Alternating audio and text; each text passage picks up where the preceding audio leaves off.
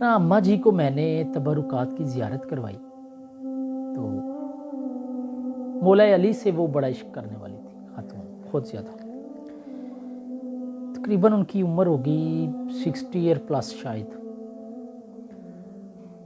میں نے نا مولا علی سے منسوب جب تبرکات ان کو دکھائے نا تو ان کی آنکھیں نم ہو گئی. تو انہوں نے نا میرے سے کہا کہ مولا علی کی میرے پاس تصویر ہے. میں بڑا حیران ہوا بات سن کے.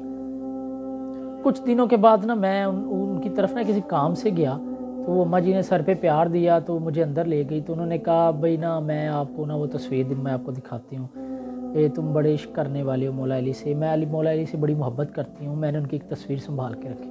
دکھائیں صحیح یار. انہوں نے نا مجھے مولا علی کی تصویر دکھائی، ایک خیالی تصویر. یہ جو میں ابھی اسکرین پہ چلا رہا ہوں، بے شمار پمفلٹس کے اوپر، بینرز کے اوپر یہ تصویریں بنی ہوتی ہیں. 50 100 روپے میں بک رہی ہوتی ہیں اور لوگ ان کو لیتے ہیں، ان سے پھر ایسی عقیدت کرتے ہیں، گھروں میں دفاتر میں لگائی ہوتی ہیں. اس اماں جی کی عقیدت دیکھیں، انہوں نے وہ ایک قرآن پاک کی ریل ہے اس کے اندر ایک غلاف میں لپیٹ کے رکھی ہوئی ہے. اب ان کے عشق میں تو کوئی شک نہیں ہے، وہ ان کا جو محبت نظر آ رہی تھی ان کی آنکھوں کے اندر، جو آنسو تھے مولا علی سے محبت.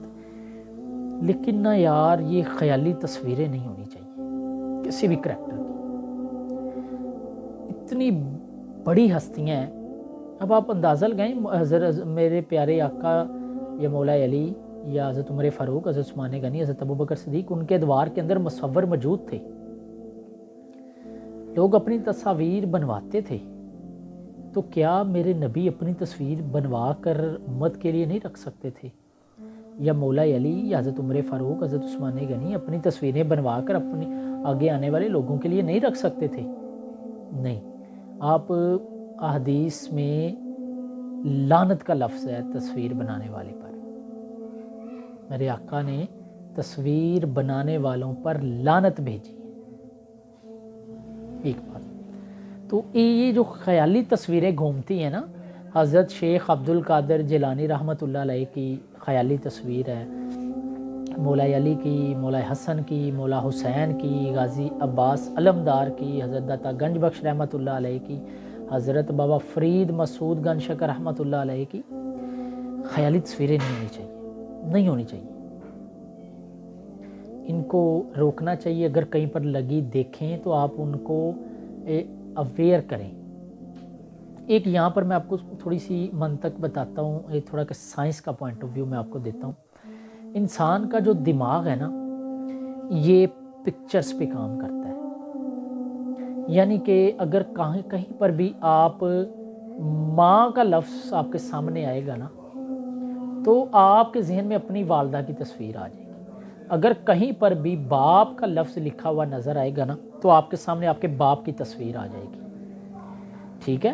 اس طرح سے دیکھیں، اگر آپ نے اس تصویر کو اپنے ذہن میں رکھا ہوا ہے نا، تو جہاں پر بھی مولا علی کا نام آئے گا آپ کے ذہن میں وہ تصویر آ جائے گی، خیالی تصویر. مولا حسین کا نام آئے گا آپ کے ذہن میں وہ تصویر آ جائے گی. شیخ عبد القادر جیلانی رحمۃ اللہ علیہ کا نام آئے گا آپ کے ذہن میں وہ تصویر آ جائے گی جو آپ نے خیالی دیکھ رکھی ہے، حالانکہ وہ ان کی حقیقی تصویر نہیں ہے.